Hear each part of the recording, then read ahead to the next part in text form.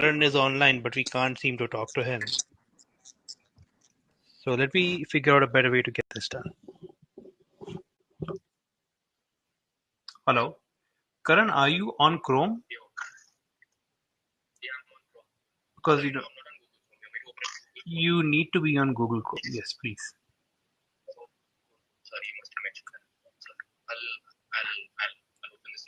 Sure, sure.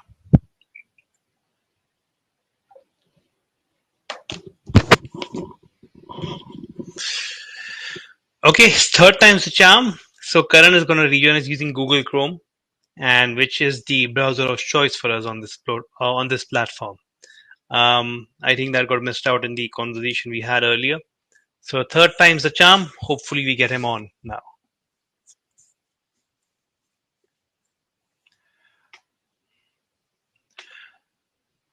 And for those of you who have been joining me for the past few weeks, thank you so much. Your support means a lot.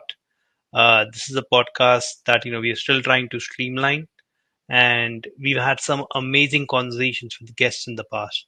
And some of the guests, like Ashish Sethi, who was the very first guest on this podcast, have done very well. He won a second stadium belt, and I hope to get him back on the show sometime soon. Also, stay tuned for some shorts which will come out. Uh, we've had some amazing conversations, but I understand almost every single podcast that I did went to close to an hour just because the conversations were so interesting and the people we had were so interesting and they had so much to say. I know a lot of you could not sit through the entire conversation and may have missed some nuggets of information we got out, some amazing stories. Right from Bala Shetty's dancing entrance at one championship, which has led to a slew of other entrances, including the famous entrance that Stamp Fairtex does, all the way to Govind's amazing story of having no money to stay or eat and surviving on just Maggie noodles. Uh, some incredible stories, heartwarming stories. These 10 to 20 second shots will be up on Instagram and YouTube very shortly.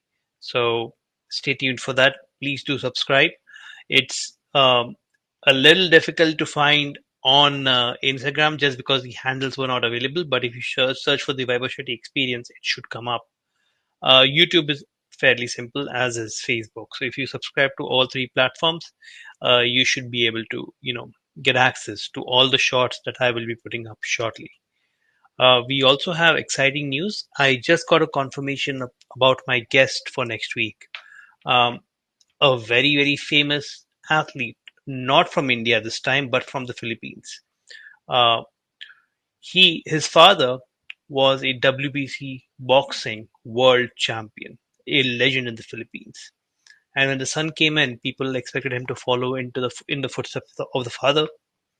However, we see him go into MMA and become the first MMA world champ from the Philippines. So his name is Rolando Gabriel D, and he goes uh, in with Team The Incredible. From Hey Vaibhav, oh, can you see fine. me now? I Yeah. can see you now. Yeah. How are So you, yeah, bro? I'm good. I'm good. So unfortunately, Chrome is the browser of choice for this platform. So the other browsers don't work. hmm Shit, I'm so sorry. I didn't pay attention to what you said earlier. I've just been running around the place. I've been everywhere and nowhere in Bombay. Just, I just moved here. So I think the week has Okay. caught up with me and I've fallen a little sick today. So stayed home most of the Oh, day. okay. Well, I'm sorry to hear that, but I'm glad you could join, and we could have this conversation out here. Likewise, I it's been a was while just since we giving. spoke. It's been quite a while, yeah. It's way too long Yeah. to be honest. We should catch up more often. Yeah, for Uh, sure. yeah. So I was just telling people about our brief history, and I haven't spoken much, but I did mention that we first met in the camp for the Bahrain World Championships with IMF. Right. That's the first Yeah. time we met, and that's where I saw you. And I still remember you had amazing striking, and you were working on your jiu-jitsu, and you were an avid learner, and you gone strength from strength from that point. And I did point out that a year ago you had this viral knockout video. So if people don't know you, they at least know the video. So I'm sure they would have seen that video by now. So welcome on Yeah. the show again. So yeah, so for people who don't know you, Karan, how do you introduce yourself? So the only way I can describe myself right now is I'm a man on the mission, on a mission, because I've thrown everything out of the window. I've moved to Bombay to make MMA work. I had all the job placements I wanted. I graduated college at the time that I was supposed to. I did all of that, got all that out of the way. I've been doing my camps in Bombay for the last 2 years, but I've always been back and forth from Pune because my life back home, I've had responsibilities, I've had a lot of things that I've had to tend to over the years. But now I've just gone for broke, and I'm a man on a mission. I'm here in Mhm. Bombay. I've just been lifting so far for the last 2 weeks. I haven't really been to MMA training so far, but I've been hustling. I've started a job here and everything now. So balls to the wall, pedal to the metal, whatever you want to call it. Okay. So yeah, I won't touch upon the details, but typically when we see MMA fighters in India, a lot of the MMA fighters that we met, even in the amateur circuit and when you look at the professional circuit, are people typically with limited means, who possibly did not have as many, career choices, and they picked this Right. one up because they liked it and did well. Uh, I was not from that background. Neither are you. In fact, you have a dynamically different background from anybody else we spoke of, both from a family history point of view, your Right. career prospects, and the stuff you could have done in life. So, Right. what got you into this, and why are you in this sport? So all of this started, like I've said in every podcast interview I've ever done, I got bullied in school, right? So I didn't like that feeling. I didn't like it didn't sit properly in me. Whenever somebody would come and pick on me, or whenever somebody made me look small in front of everybody at school. So this was just a defense mechanism to not be able to take that shit. Mhm. So when this started to become serious is when I turned 20 years old, when I was competing quite regularly. It was 20, I think 20, end of 2018, start of 2019. I competed in the MMA India Nationals and I won a bronze medal, and I realized that I could do this full time. I realized Right. that if I trained seriously for a year and I did all the things I was supposed to be doing, even making a little progress along the way, I know that it was going to take me very, very far when I was fighting, because the kind of fighting style I have is I never give up till I either get finished or I get submitted or I lose by decision, but I still put up a fight. The one good thing Mhm. about my fighting style and what I have tried to incorporate in every fight is to make sure that my opponent doesn't walk out without an injury. If I go down, he's going down with me. And that didn't happen in my last fight, and that has kind of eaten away at me for the last few months, and I'm trying to get that one back now, which is why I'm here in Bombay. I've gone for broke and I've quit literally everything else. So Okay. for me, you touched up about people not having the right opportunity. I 100% agree with you, because to be able to do this sport, whether you come from a rich background, whether you come from a poor background, whether you come from a fairly middle class background, the work ethic still remains the same. You just have to be willing to put in those hours, willing to put in that kind of work, and have that type of mentality. And that's what sets you apart from everybody else. For me, I'm able to communicate a lot of things that I'm able to say properly to a different crowd dynamic in India. I'm able to cater to a different audience as compared to the audience that's currently enveloping MMA, and it's making great strides in that. So Mhm. the people I'm working with, even in Bombay now, they are helping me push that dynamic. They're helping me push that sort of message that I'm trying to push. When I started all of this, I started all of it as a message to everybody that wanted to do something, that if I can do it, you can do it. I was this dumbass kid in school. I would not get good marks. I'd not place in class anywhere. I wasn't very, very good at every other sport. I Mhm. played football. I played basketball. I played cricket for some time. I hated playing cricket. But all those sports that got you the girls in school, I didn't really play those sports very well. So I decided I can fight a little bit. I want to continue and get better. Not Mhm. not for the girls, but for me, but for my mental sanity. As Right. ironic as it sounds, but yeah, it's something that turned into a very beautiful career for me, man. Like, and I wouldn't. It turned out so good and bad. I would do it all over again if I could. Quite honestly. Right. Right. So you said you were not into regular sports in the past, and I remember you touching upon a point that at some point you were into boxing. Was it like Yeah. a long career, or how did that go? So I started boxing again in school because I used to get bullied in school, right? So Right. Initially, it was just an after-school program that our school offered, or a during-school program between 8 o'clock and 9 o'clock in the morning. That was our training of the day, and then you had to Right. go on with a regular day of school. So it was kind of that for a very very long time, all through sixth grade to 10th grade. But in that much time, I Mm-hmm. didn't want to waste any time with getting ahead in the sport. So I started training with my uncle, with my grand uncle, and he was a former boxer in the Merchant Navy, and he was the Western India zonal champion. So he taught me how to throw a jab and a cross, and with just those tools, we went to our first national games that year when I was 13, Oh, and nice. yeah, I ended up getting a silver medal in that, and then the following year I got the gold medal in the sub junior division. Oh, oh, So nice. it turned into something that I knew I could do if I put in enough effort. It was the only thing that very physically made sense to me, cognitively made a lot of sense to me, and both those things kind of came together in a very good light. And Mm-hmm. when I saw that come together, I said, you know what? Okay, 2 plus 2 may be equal to 4. My school was not wrong about effort and interest aligning. So Right. I think that's how it just came together for me, man. So I started boxing. I went to a pretty high level, but then I realized that it was at a school level. So I knew that if I wanted to take it ahead, I had to start competing with people that were a little older than me. And when I started doing that, um, long story short, I went to Punjab for a very high level Team India trials, and they rejected my application because I was from Maharashtra. So I said, you Okay. know what, fuck this. I'm not going to do boxing anymore.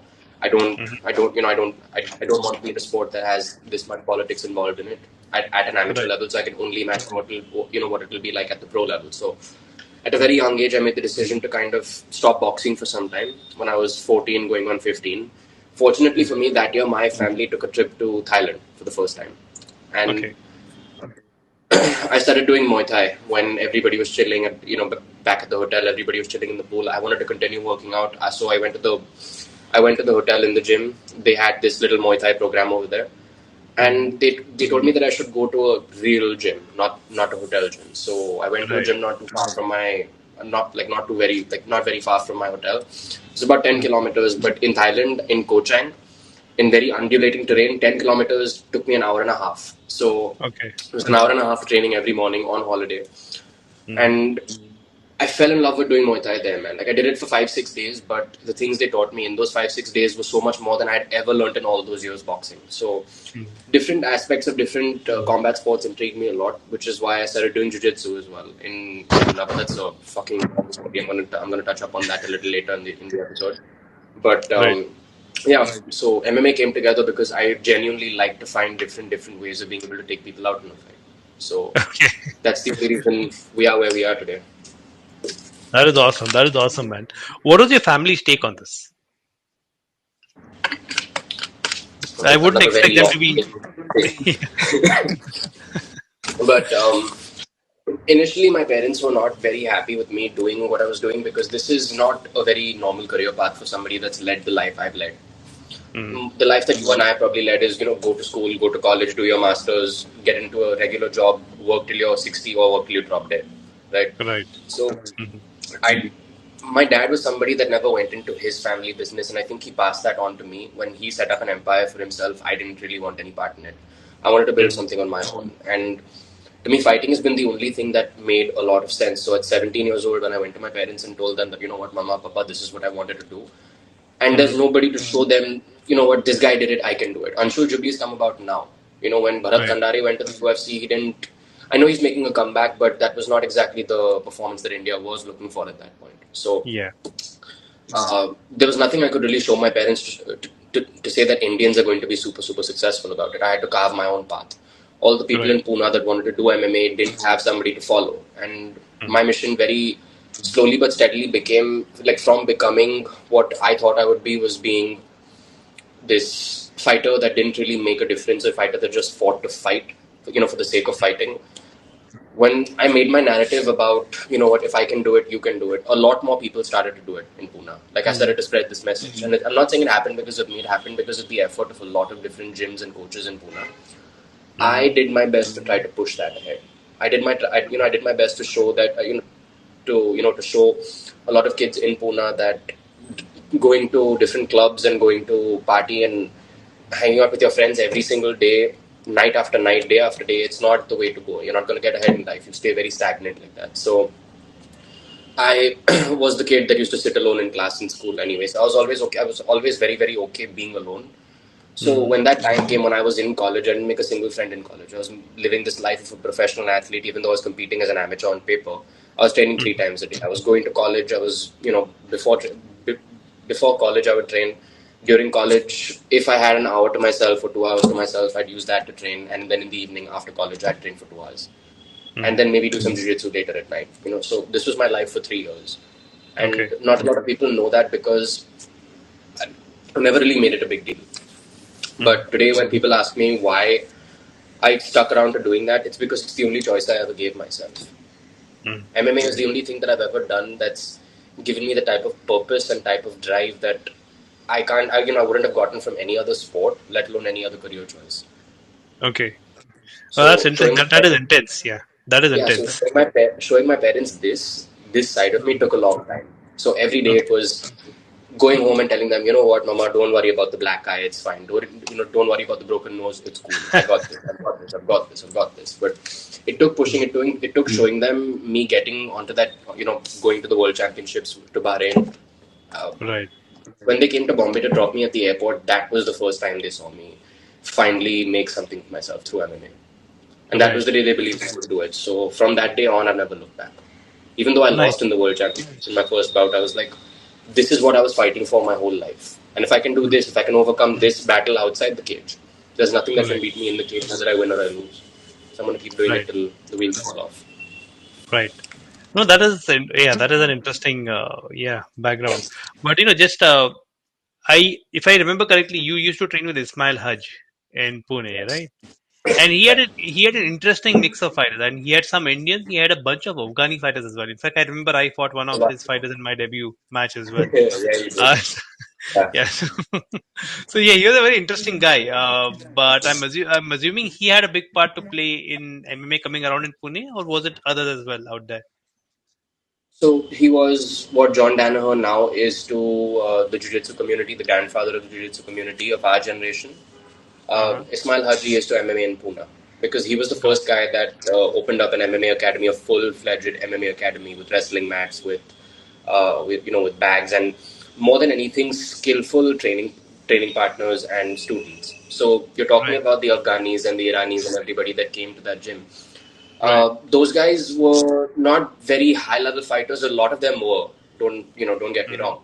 But a lot of them were these people that just had this enthusiasm for boxing and MMA and basically just had that discipline. This was a man that tried to instill discipline in everybody over any other quality, over your switch kick being as fast as it possibly could, over your right hand being as hard as it possibly could. Mm-hmm. His philosophy was teach people a lot of discipline so that they show up to training every day. Even though they're paying through their asses for training, they they come back for this ass whooping every day, Right. regardless of what their circumstances are. So this was the kind of coach that I was exposed to MMA with first. Nice. Karan, we seem to have lost your video feed. I have a feeling the connection is not that great, but we can hear you, so we can continue this conversation, and Yeah, hopefully the feed sure. comes back at some point. Can you see me now? Not yet, but it's okay. Don't worry about it. In case the Okay. connection improves, the feed should come back. Okay. But yeah, that's interesting. So tell me about your first fight. Was it in the Bangalore Open? Because I remember seeing you there as well Was it where? in the Bangalore Open. Oh yeah, my first ever MMA fight was I think uh, I don't remember the month, but I know it was in Bangalore in 2016, which Right. was where I got smashed, absolutely smashed in my amateur debut by this one wrestler from quote unquote wrestler from Jammu and Kashmir. So Okay. I mean, Right. he grabbed the most shitty double leg anybody's ever grabbed. I still look at that footage and I'm like, holy Mhm. shit! How did I ever get taken down, get mounted, and get so in that fight he took me down. He beat me up for the whole Mhm. 3 minutes of the fight of the first round, Right. and broke my nose in my very first amateur MMA fight. So it didn't really set the strongest tone for me to be able to do it. And then my second Right. fight as well, I lost. I lost because of a very stupid reason. Hmm. Uh, I fought at Body Power in Bombay in 2017, Hmm. and the guy TKO'd me because he caught me with a big shot, and I saw three of him, and then he kind of put me onto the floor and finished me on the ground. So that was not a Okay. very satisfying start to my MMA career. But Mhm. I took that year off. Subsequently, I took that 2017, 2018. Mostly, I took off because I wanted to Hmm. train. I wanted to get my mind in the right place. So that's the Right, time period in which I switched my mind up. right. Nice. So tell me about this thing. Your experience going to Bahrain, because I remember you being one of the most excited kids over there, and we had a bunch of guys who went, Yeah. and it was a good mix. But you seem to be the most enthusiastic. You were keen to learn, and that kind of stuck with me. And I Yeah. enjoyed the conversations we had before the fight, after the fight, and the way you were interacting out there. What was your experience like out So a lot of people know me as a fighter, but very few people recognize me as a true fan of the sport. there? So when you realize that the IMAF World Championships is the gold standard to amateur competition in the world, it's the Olympics of MMA. Hmm. Whatever any other federation wants to say, whether people like what I'm saying right now or they don't, IMAF, the IMAF World Championships is the highest level of amateur competition you're ever going to find in the world, right? Hmm. So I had been following a gentleman by the name of Mohammad Mokaev, who is now, I believe, 4-0 or 5-0 in the UFC. Yeah, he's And he's he's number 10 on the rank, I believe, in his yeah, weight. Yeah. in the flyweight What weight is rankings, he? right? Flyweight, flyweight. That's Flyweight, right. Yeah. flyweight. Yeah. So I was a massive fan of this man's career from my amateur days. I tried to model a lot of my career after what he did. I even tried to get the same haircut he did, which failed miserably. I looked like a fucking noob at the World Championships. This was supposed to be my moment. This was supposed to be where all the cameras were on me, and I decided to try to look like a Russian. So, but this was just a fanboy moment. This was a fanboy decision I made right before the World Championships. So it's okay. Ah, But my enthusiasm came from me, like I said, being a fan of the sport and seeing where I was. And the year right, before that, they conducted the World Championships in Bahrain, and Mehboob had won a gold medal. Mehboob Khan had won a right. gold medal. India's Yeah. first ever amateur gold medal. So Right. this was this was somewhere I was expecting to go and meet all my heroes, be in that environment, and know what this world is about. This was a Mm. room full of people that had their own stories to tell. I mean, I had my own story I was telling, and I was telling everybody about it, and everybody loved what I had to say. But then I walk into a room full of people, a stadium full of people that have their own stories, that have their own special light, and it made me realize just how much brighter I needed to shine compared to Right. everybody else if I wanted to stand out. At that time, remember the the senior male athlete of the year was Axel Yeah. Sola, Yeah. Yeah. yeah, from France, yeah. So, That's right. Yeah. and he's doing really really well in his pro career now. He's fighting at Brave, and all these guys, all this IMAF alumni has gone on to do great things. And there's been a lot of people from back in the day as well in IMAF that have gone on to do huge things in MMA. So, Hmm. for me, being there after not being ranked anywhere less than a year before that, like in November 2018 or 2019, Hmm. no, sorry, in November 2018, I thought that I was going to quit doing MMA because I had just been losing up until that point, and I had been, I was being taken down on the ground, and I was being beat up all the time, and there's nothing I could do about it. And I thought that I was never going to work out of that till I ran into somebody that taught me jiu-jitsu, that taught me how to be comfortable working off my back, getting back to my feet, knocking people out. So I realized that it just takes, regardless of how good or bad you think you are, it takes work regardless of whether you're in a good place in your career, bad place in your career, whether you feel like you want to quit or not. And I feel like I've bounced back the hardest every time I feel like I've gone down the lowest. It's kind of like an arrow being pulled back. So Right. what MMA has taught me and what being at the World Championships taught me is that regardless of where in your career you are, you Hmm. are the only person that can hold yourself accountable to your own life. Hmm. So that was a very unique experience for me. Like I said, it was my first big quote unquote fuck you to my parents because they told me that I couldn't do this. They were never going to let me fight professionally. And Hmm. beating all those odds was something that I really, really loved. I really, really loved. Like, and nobody could take that away from me. Nice. Nice. No, that I love to hear that. I absolutely love to hear that. And this is something I ask every. I don't need to ask you because you already answered the question. But in India, typically sports in general is not very highly, uh, what do you say, supported by the parents or by the family members. In fact, you fight against your family rather than the other obstacles you have in your sports career, Correct. especially when it comes to something which is non-Olympic like MMA. So I'm glad you're able to get that through. Um, so changing the tone of the topic a little bit, right? you said you are a fan of the sport, and I know you are, and so am I. And I kind of nerd out sometimes when it comes to combat sports. And one is learning how to fight different different forms of combat sport, and competing is one aspect of it. The other aspect is to see what is it outside of the skill set that made an athlete very successful. For example, if we look at MMA and we look at, say, Conor McGregor, Mhm. you would not say Conor McGregor is the most technically gifted athlete in the world, although he is Right. very, very good. But there are better technically gifted athletes.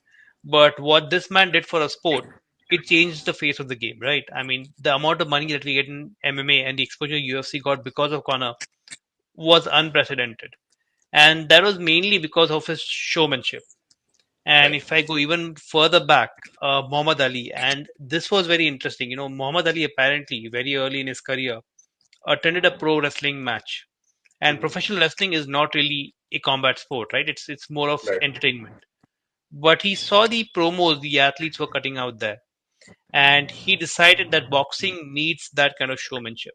Which is why when Right. you see any of Muhammad Ali's interviews, you get that showmanship, which is Yeah. insane, right? And again, Muhammad Ali, just purely because of the way he handled press conferences and interviews, people wanted to watch his match, not just because of what he did in the ring. India still hasn't gotten there. We've had people try to trash talk, but they couldn't back it up. A very famous example was Jason Yeah. Solomon Ramesh. I You was remember trying Jason? very hard not to say that, but okay, let's catch up with that. I mean, Go yeah, for it. feel free to, because it's out there, and Aussie Man made a whole video out of it. So, Yeah. what is your take on it as a fan and an athlete? Right, you must have seen all of it. You must have studied all of it. What is your Yeah. take on that aspect of the game? So a lot of people have been telling me in the last 2 3 years that I need to be, I need to start talking a lot more shit if I want to get more eyes on me. But to me, that's never come naturally to me. Whenever I fight somebody, I'm not fighting them with the intention of fucking them up or with the intention of killing that person or hurting that person that badly. Even though I promise that the person will get hurt when they fight me, but that's the way I fight. It's not the intention with which I fight. Hmm. Um, Having said that, I think that showmanship is, I think it's now become 75% of what our sport is built on.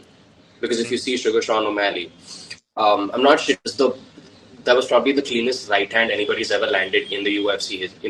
In UFC bantamweight history, but in UFC history in general. I think it's one of the Right. most clean right hands anybody's ever caught anybody with in a title fight, Mhm. and especially when the stakes Right. are that high.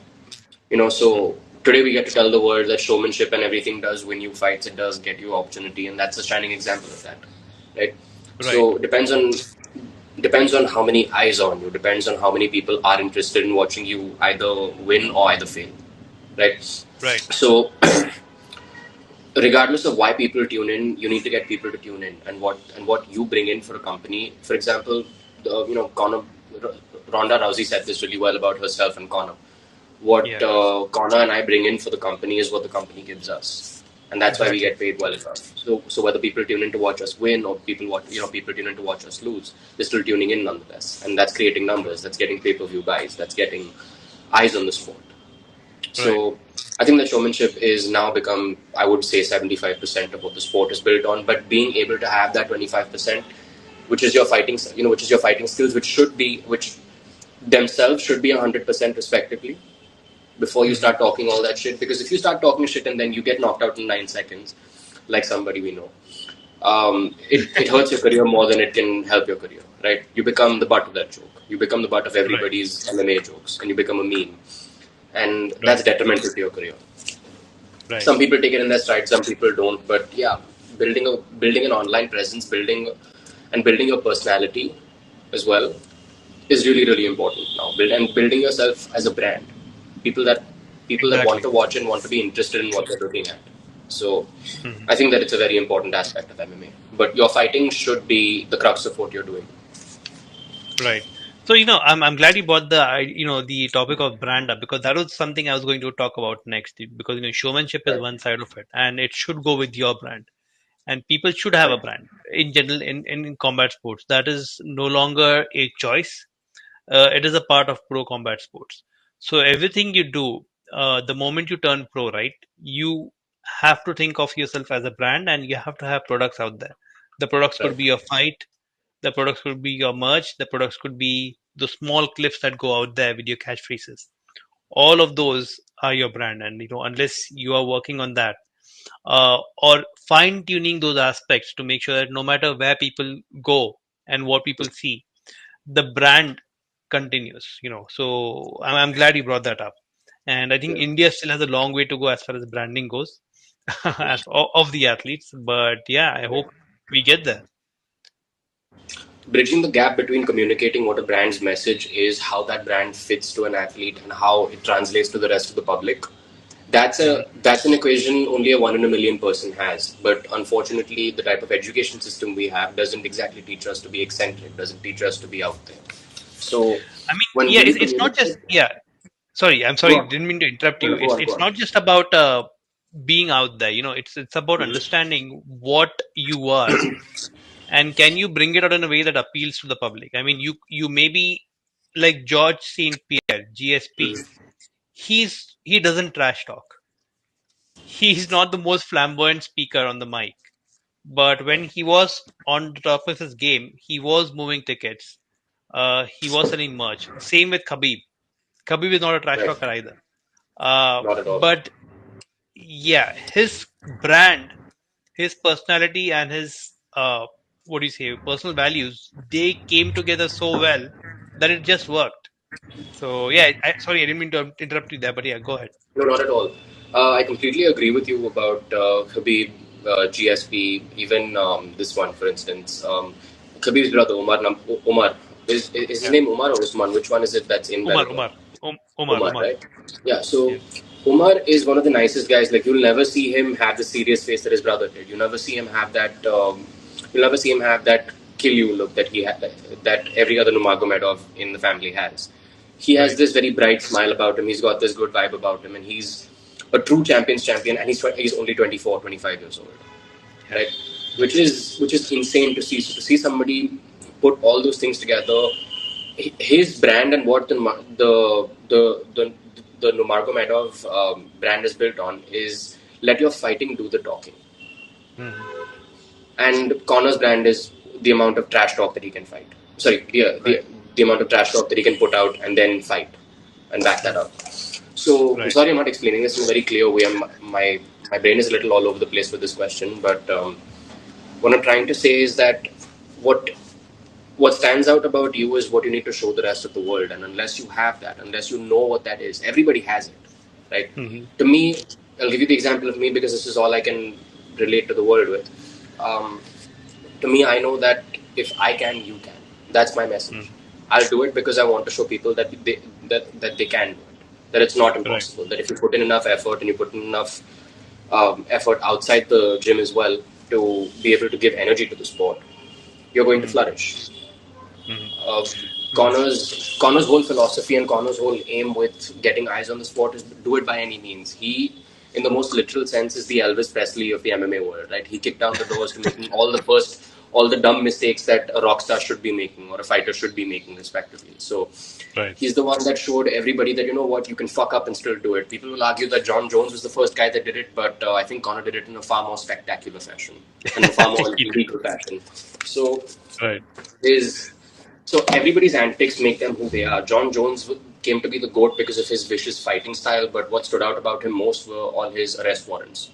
You know, Right. and this is not me trashing John Jones. I realize how rude I sound right now, and Hmm. he'll kill me if he ever sees this. But I'm not taking what I said back for that. I'm taking it back because um, that's not who he is as a fighter.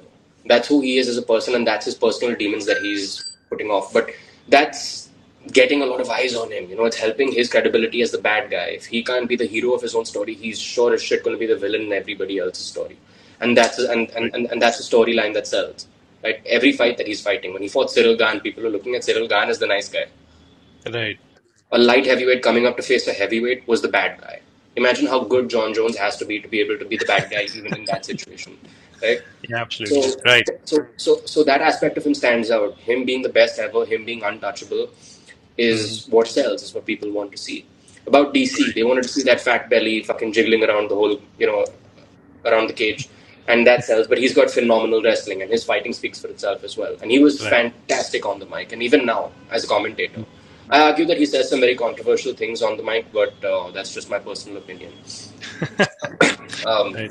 but yeah, so everybody has their thing. They just need to know what that thing is and how to push Right. that. Because people try to market that certain thing sometimes in the wrong way, and they end up hurting their careers a lot.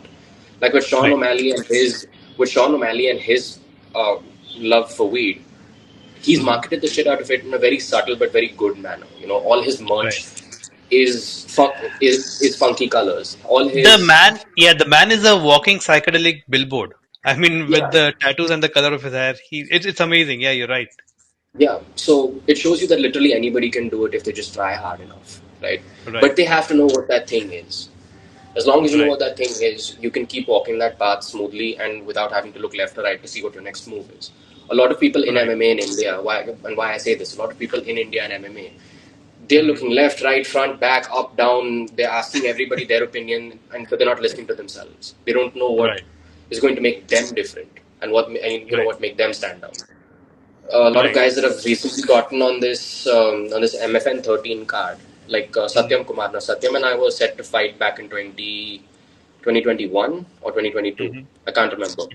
But Satyam and I were set to fight, and I remember watching footage of this guy training, and I thought that he was going to absolutely maul me. And I know that Hmm. hurts my credibility when I say that, but what I meant is he looks so dominant and he's so young, right? He's born a little after me, so he's a little younger than me, but it's great to see this next generation of fighters coming up the way they're coming up with their basics being as solid as they are. He has a very solid team in Angad Bisht and the rest of Mutant MMA. So when you have people like that pushing you every day, Hmm. that's the reason I moved out to Team Relentless. It's the reason I moved out to Bombay because I want to start training regularly with people that compete at a very very high level. So Right. unless you take those steps for your life, unless you take those steps for your MMA career, put Hmm. yourself outside your comfort zone, go away from your family, miss a few birthdays, miss a few holidays, Hmm. and put in that work and fight and compete and live this seemingly shitty life, right? Where Right. you're completely alone and you have to do it. But it's all worth it when the lights are on, right? It's all worth it when you walk through a crowd, when the crowd is cheering your name, and finally everybody can see what you're about. And if you Right. can perform when the lights are on, that's Hmm. what's going to sell. That's what's going to make you feel great as well. So Hmm. it's in India, maybe in Indian MMA, everybody's chasing that feeling, Right. but they're looking in So, every direction except straightforward. right. So, if I can just touch upon that viral video of yours, and I'll tell you why that resonated and went so viral. We've seen a lot of amazing knockouts even when we were fighting. There were people who got incredible knockout. There were people who got No, incredible takedowns, stuff like yeah, that, which never went viral. Uh, Now, when I talk about brands and what people resonate with, right?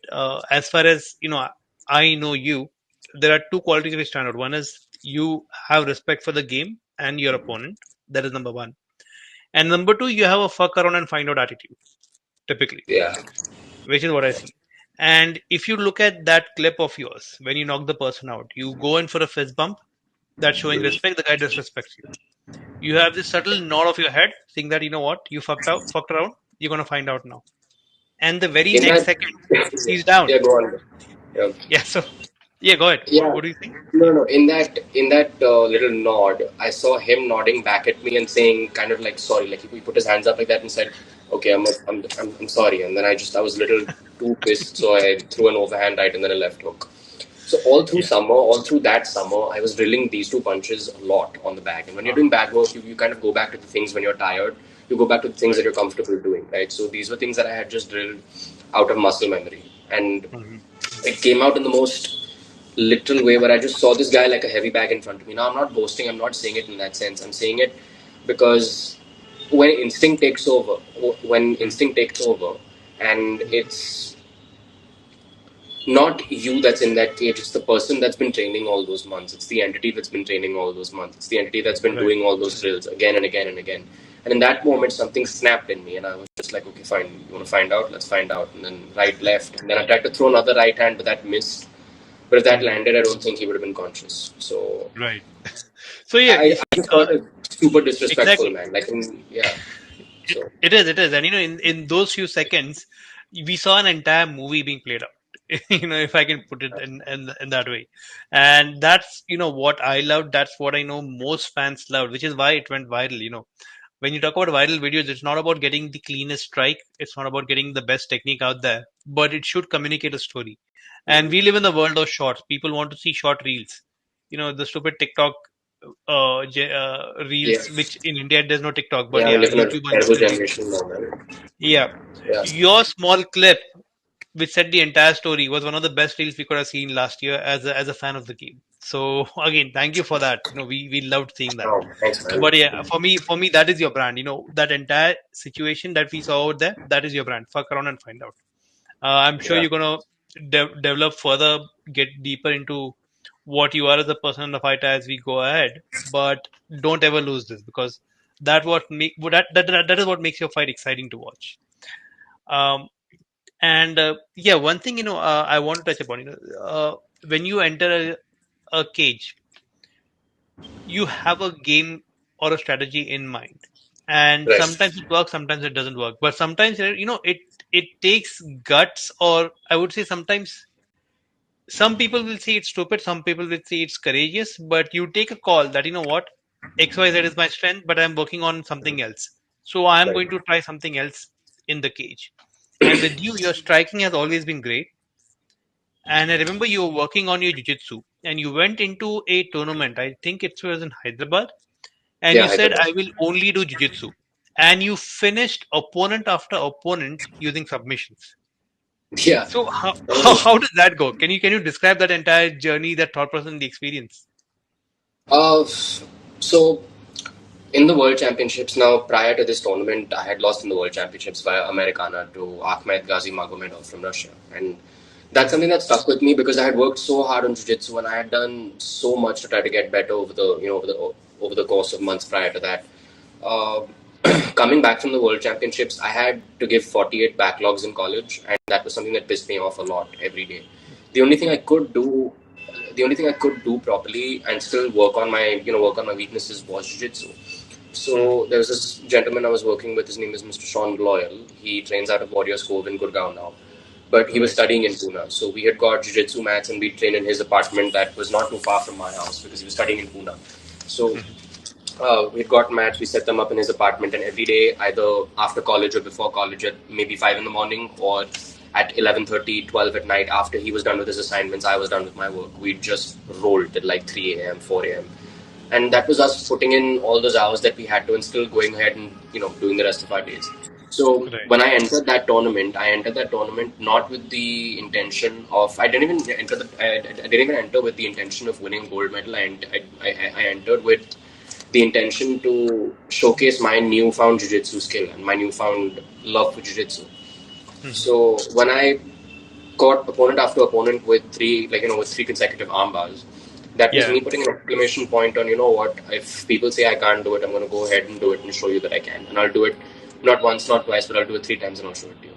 And I won my first ever national gold medal like that. So that was a very special moment for me. But I've tried my best not to sit on that. I've tried not to stop and smell the roses. So immediately after that, I asked for more shots. I asked if I could go to South Africa, but then Hmm. for the South African IMF Open. But Yeah. I was preparing for that. I was ready to pay my fees and everything. But then COVID hit, and that put a Yeah. dent in everybody's plans, right?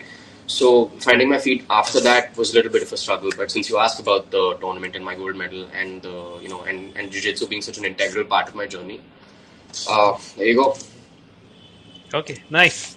Yeah, what Um, about yeah. Great. And we spoke about this, and turning pro was something you had in mind. And we tried to figure out if we can plan something with Flagging Monk, which unfortunately did Right. not work out. Um, Right. you did go pro eventually, but I think that has not gone to plan. And to be honest, the last fight you had where you got knocked out, that was a little scary to watch. And I'm glad the referee Yeah. intervened when he did, because it was a little scary to watch your head get bobbed back that way. Did he get catch you off guard? What happened out there? I started to fight with my ego a lot in that fight, man. This was somebody that I thought I was going to walk over very easily because my mom and dad and my granddad, my girlfriend, my sister's friend, like everybody was watching. Okay. And, even my girlfriend's friends from Bombay had come to watch the fight since it was just in Navi Mumbai. So Right. I The stakes were super high. I let the moment get to me, man, and he showed up and he did his job that day. So, but to answer your question, finally, what happened in that fight? Uh, so I wasn't expecting to wrestle with him. I literally thought I was going to sprawl and brawl with him, and I had prepared Mm, for that. But when he grabbed, like he got both underhooks on me, and I sort of snuck another underhook in. I flipped the mm, switch on him, and instead of him trying to drag me down to the ground using underhooks, I mhm, flipped him and got on top and started ground and pounding him. Now, I mhm, wasn't unactive or inactive from guard, but the referee stood us up for some reason. I don't know why, but he stood us mhm. up, and when he stood us up, I felt this insane adrenaline dump before he reset us and told us to fight. So, Right. because I felt that dump, I wanted to kind of get him out of there as soon as possible, and my mind was all over the place, right? My mind completely switched off over there. I had no idea what I was doing because I was so dehydrated and I was so out of it. And Right. that adrenaline dump, when it hits, it really, really fucking hits, and it's a bad time for it to hit. Mhm, So he stepped off an angle and caught me with the right hand, and I stumbled, and then that kind of mhm, pissed me off. So I went to kick him in his leg, mhm, and when I did, he grabbed me, and off the break in that clinch, he caught me with a right hand and then a big left hook. So when he mhm. caught me with that left hook, I stumbled all the way back to the cage, and then he just pounded me and finished me. He showed up, he did Right. his job, he did what he had to do, but that was a Mhm. bad night for me. Yeah, that was not my night. Yeah. So sorry, But I had to make you live through that, but yeah, that we that's okay, needed to man. hear that take about how that went. Yeah, and the It was my adrenaline fault. dump. Yeah, It was my yeah. Go fault, ahead. dude. Like I didn't do the things I was supposed to do. I didn't cut weight properly. Okay. I wasn't able to make weight for that fight. Oh, So I okay. asked them to do it I asked them to do it at a catch weight. So a lot of things fell apart before the fight. A lot of things fell apart here before they fell apart in the fight. So I Right. think that's the reason everything fell apart for me. But I know that the next time I step into the cage with him, that's not going to be the case.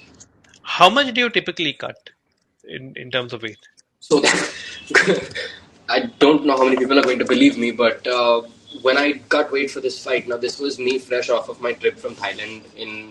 We had just come back in December, so I still had a lot of holiday weight on, and Right. I had gone to Thailand right after I finished cutting weight and winning my pro debut via upkick. So I was excited. My parents had already gone to Thailand for a holiday, and they Right. asked me to join them. So I joined them 2 3 days later while they were already in Bangkok.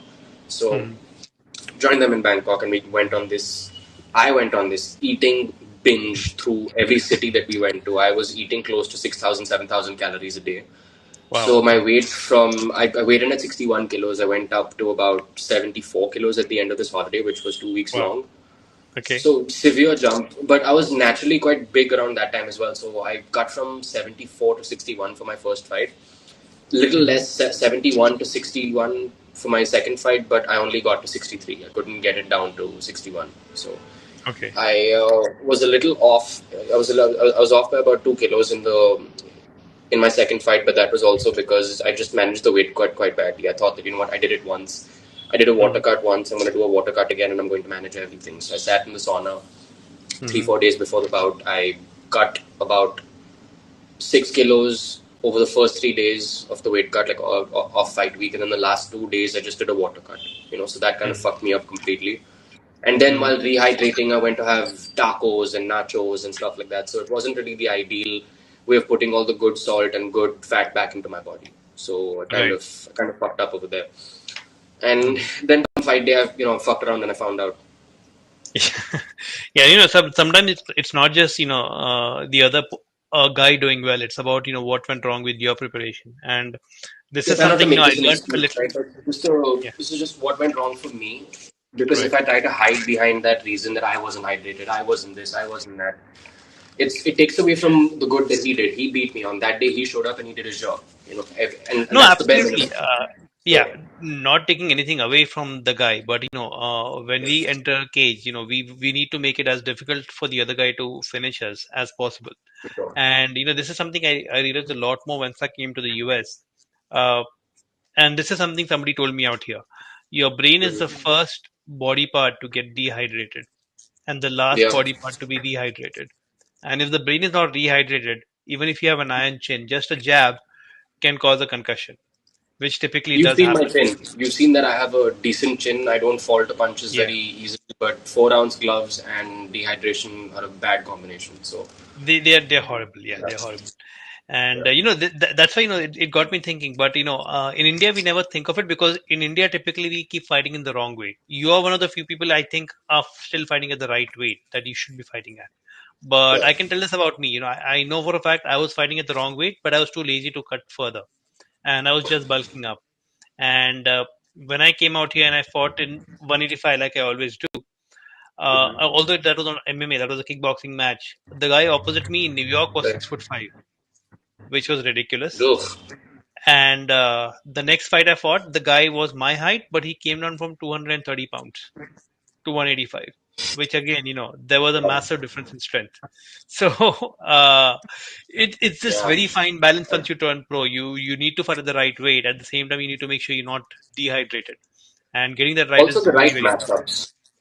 The Also right the right matchups are matchups, important. because Yes. people often, yeah, people often take horrible matchups for themselves.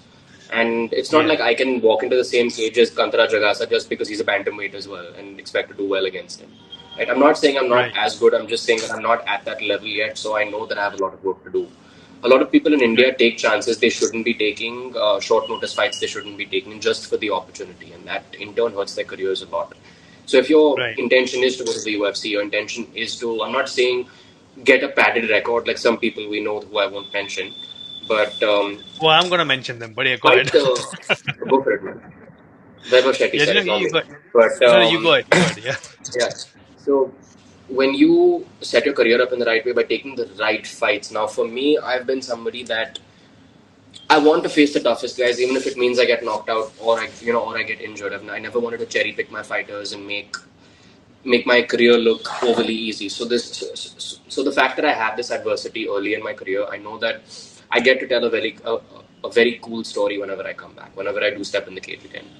For me, Right. it's always been about, like I said, showing people that if I can do it, you can do it. If you can come back from being horribly knocked out in front of your family, go back home with a concussion, with a broken nose, and then every time I coughed, man, my fucking parents would just ask me if I was okay, if I needed to go to the hospital or something. So it was, it was a very crazy time. But what I'm trying to say is that having the right matchups and knowing what matchup is going to make your career move forward and not just stay in that zone of where you're comfortable fighting bums, right? Hmm. I've always wanted to face the toughest guys because I know that it's always going to make my credibility go up by that much more. So tomorrow, even if they throw somebody at me, I'm not going to say yes and I'm not going to say no to a fight because I think I'm going to lose. I'm going to say yes or no depending on how valuable it is to my career and how relevant that matchup is to where I am in my career right now. Right. So makes sense. Yeah. And a lot of times it's not just about you taking the fights up; it's about the people managing you or guiding you over there. And I think a lot of people in India, coaches specifically, I don't think they are able to give the right kind of guidance. And just last week, I was talking to Somesh Kamra. I don't know if you heard the Right. podcast or not. But for those who don't know and who haven't heard the podcast, Somesh is the guy who's been interacting with the UFC. And Mm. even back in the day when Bharat Khandare did make his debut in MMA, and he was the first Indian to go to, I mean, in the UFC, and the first Indian to go out there, it was Somesh Kamra who sent him there. Right. And Somesh was the one who helped them select the first two fighters, including Anshul Jubli, to get into the road to UFC. And Anshul obviously went ahead and won the whole thing. Mm. Somesh is also the one who recommended that Govind Ale go to Pride and fight against an ex road to UFC fighter, and Govind won. So he Nice. was able to guide them that way. And he spoke about something very interesting last weekend. And this happens a lot, and I understand why it happens, but it's not the best way it should be done. But he had submitted a couple of names for the last road to UFC. Neither of the names he had submitted were picked. He had submitted Roshan by name. I can talk about him because I believe Roshan is a good friend of mine, and Roshan is the guy who deserved to be there. Two other guys were picked up. We all know what happened there. And Sumit was a guy who everybody has called out for having a parrot record. Right. And the only positive thing he had going for him was Uriah Faber batting for him. But once he got to that stage, he was horribly exposed, like we all saw. Yeah. So yeah, I mean, like I said, I'm going to touch upon this. Having padded record is one thing, and it's fine. I mean, everybody does it. Especially in professional boxing, you see even the best fighters out there initially have a padded record. Yeah. but your manager should be able to guide you on the right matchup next. And I'm glad you touched upon that. Most people do not do that. Yeah. They don't. So remember, we Yes. were talking about this whole matchup with Rabindra Dant way Yeah. before it became a matchup. Hmm. So we've been calling shots when we knew it back, back before people knew it was a cool thing to do. So Right. I trust your judgment on that. Okay. So, Yeah. have you? I mean, I know you compete in jiu-jitsu. I know you compete in MMA. You've been kind of holding off on competing in any other format, kickboxing or boxing. Um, but when you look at the UFC, a lot of these fighters are now going outside. A lot of them are going into bare knuckle. There are quite a few who have done boxing, although they are exhibition fights. I wouldn't call them boxing, but quite a few have gone to boxing or kickboxing. What is your mindset at when it comes to all these cross, fighting across these multiple formats? So, like I said, if it's going to help your brand, now the only reason Conor did it is because he was known to have the best hands in the UFC at the time. Hmm. Not necessarily good for boxing, but very, very good in terms of how he made it look in MMA. So people thought that this crossover was going to be a perfect trade off. Now, the matchups that they've made with MMA fighters and boxers in the past, i.e., Jake Paul and Ben Askren, right? Not exactly a shining example of what hands look like in the UFC, or good hands look like in the UFC, but Right. uh, and a formidable opponent nonetheless, right? So um, it's all about the matchups and it's all about what's going to help your brand. If you're known for having good striking and you still want to do boxing, like I don't want to see Israel Adesanya doing a professional boxing bout with anybody. It's somebody like Michael Venom Page, or unless it's somebody that's in the he's got a couple of belts in the middleweight or cruiserweight division, whatever division Israel comes under in boxing rules. But because I know that Israel's fighting style is based on his kicks, is based on Yair Rodriguez is another very good is another very good example of that. You're not going to see him do excellently well in a boxing bout, and he's not going to be a Right. conversation like that. But you see guys like Chad Mendes, you see guys like Eddie Alvarez moving over to bare knuckle boxing. It's because of Hmm. their fighting style. It's because of their badass walk forward, car crash kind of boxing style, right? If you see Justin Gaethje in a bare knuckle fight one day, I'm not going to be surprised. You see Dustin Poirier in a bare knuckle fight. If they do their third fight as a bare knuckle fight, I wouldn't be surprised. Because they have Right. the style for it. They have the. But if they do a bare knuckle MMA fight for it, so that'll change the Yeah. dynamic completely. So Right. seeing all these parameters come into it, seeing where an MMA fighter is good, and seeing how much better than a boxer he is. I know that no MMA fighter alive is ever beating Terence Crawford, regardless of what weight class they're in, regardless of what um, how their physique is or how good their skill is or what kind of knockout power they have. Terence Crawford will find a way to fuck them up, break them down, and kill them in a boxing Right. bout. But you put Terence Crawford Right. in an MMA cage, the dynamic Mm. changes vastly. He doesn't like getting kicked in the legs. He said this in multiple interviews. He even said this on the JRE podcast. He Hmm. doesn't like to get kicked in the leg. He doesn't want any part in that. So I think it depends on your choices and depends on what your preferences are. For me, I'm a fan of combat sports. When I Hmm. see crossovers happening, I'm excited to see them, but I also am able to look at them as a fighter where I'm like, fuck, Ben Askren's about to get knocked out by Jake Paul. Jake Paul's Yeah. training like a boxer. He's training with the right people. Ben Askren has no business being in there with him.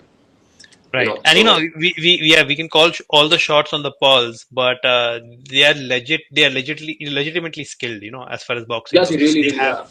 are. Yeah. Jake is. Jake Mm. is. Logan is still a I conversation, mean, but yeah, Logan. Yeah, he's there. I wouldn't say he's the best, but yeah, Jake has really stepped up his game. yeah. That has been insane to watch. But like I said, see, combat sports is something everybody can do, right? If you Hmm. just make a decision, you do the right things. You can do it. Right. Okay. When we started this conversation, right, you spoke about being bullied back in school, right, and taking this up to just be able to defend yourself. Uh, of late, we've had this conversation with, and there's a very famous fitness influencer called Bradley Martin. Do you know who this guy is? Yeah, yeah. What yeah, about him? yeah. And he's been calling out, He's saying that 260. He's 260 though. Huh? He's 260. Just saying. he is 260. He's been calling Yeah. people out, right? And Sean O'Malley was on the podcast, was very humble, saying that no, if it's a small room, I wouldn't want to fight him. I would be a little scared, but I think I can take him. I can tag him. Demetrius Johnson, on the other hand, has called that make it a fight.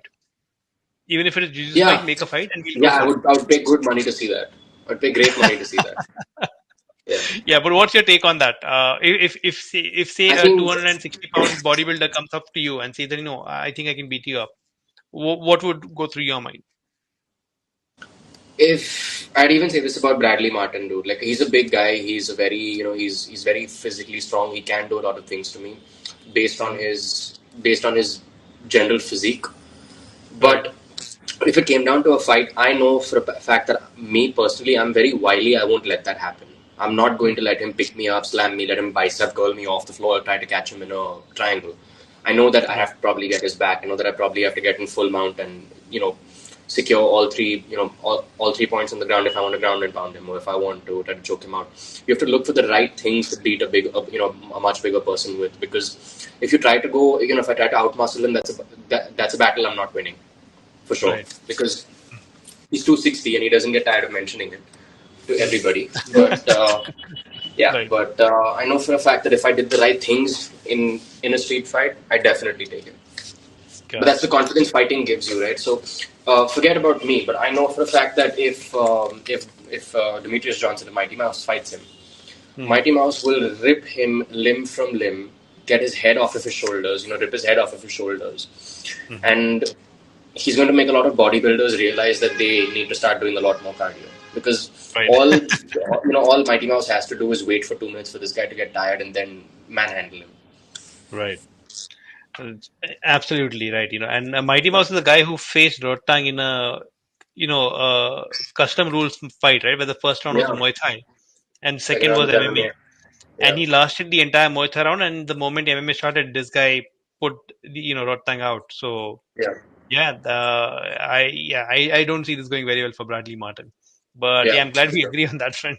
Yeah, for sure, dude. Uh, It's yeah. anybody that doesn't agree with that is fucking brain dead.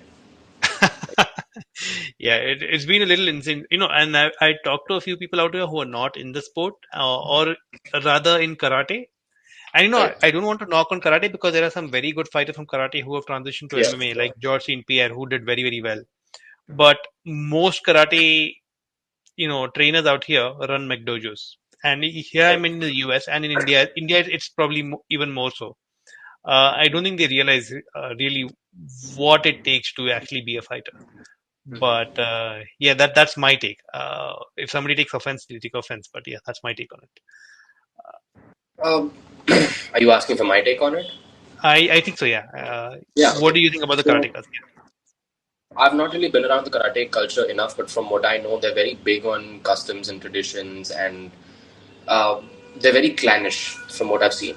Everybody Yeah. that does karate doesn't want their fighters to go into other sports. Don't they? They don't want other people to try any other disciplines. They don't want their students to be mixing with crowds that are into different sports, let alone other combat sports. So it's a very weird dynamic, because I've not done karate for a long time, but I have been for a few classes. I was very fascinated with Kyokushin karate, and there was a very famous trainer from Pune. I forgot his name. He was a Bengali gentleman.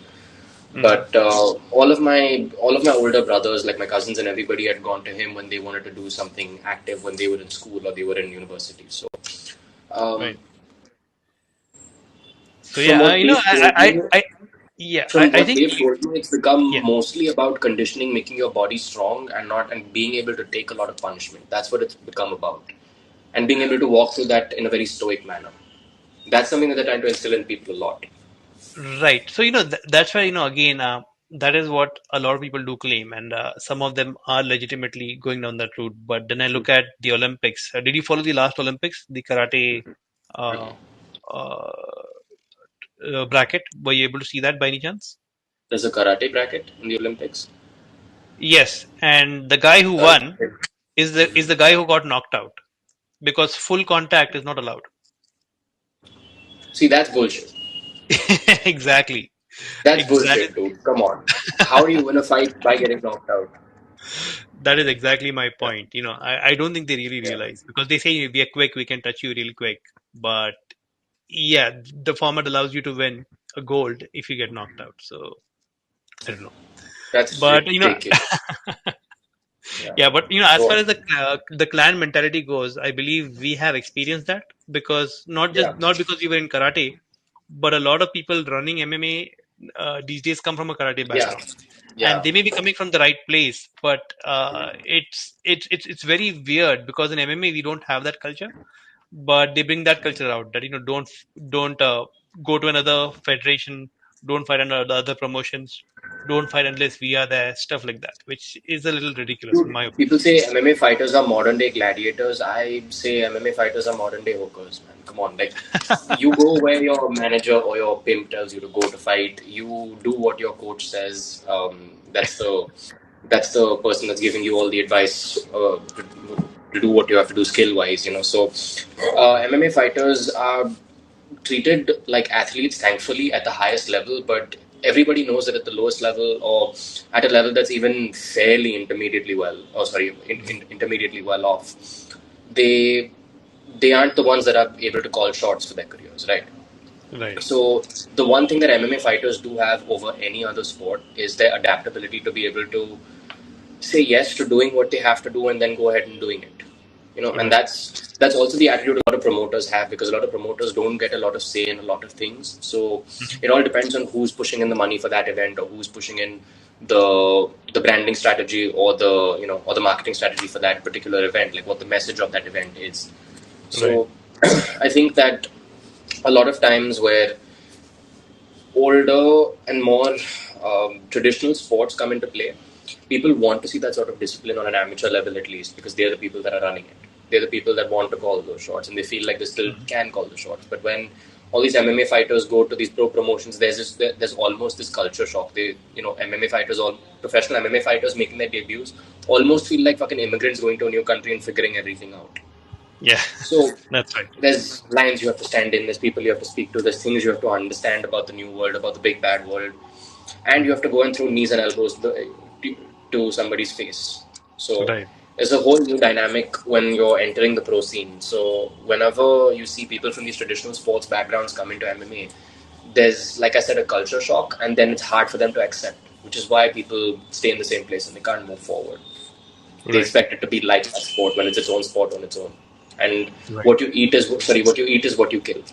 And not everybody's used to that. Everybody's used to a tournament, a set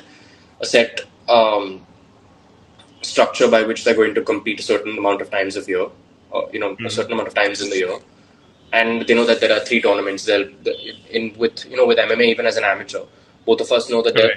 there used to be these MMA India tournaments a couple of times a year, so we knew the calendar for that. So, and even IMAF Right. comes up with that calendar a year prior. So at Mhm. an amateur level, but when but when you're a pro, that Right. doesn't come into play at all. You get a fight, you might be fighting on 2 weeks' notice, you might be fighting on 3 months' notice, or you might be fighting even a year and a half down the road, depending on whether Right. you have an injury or not, or depending on how big the fight is.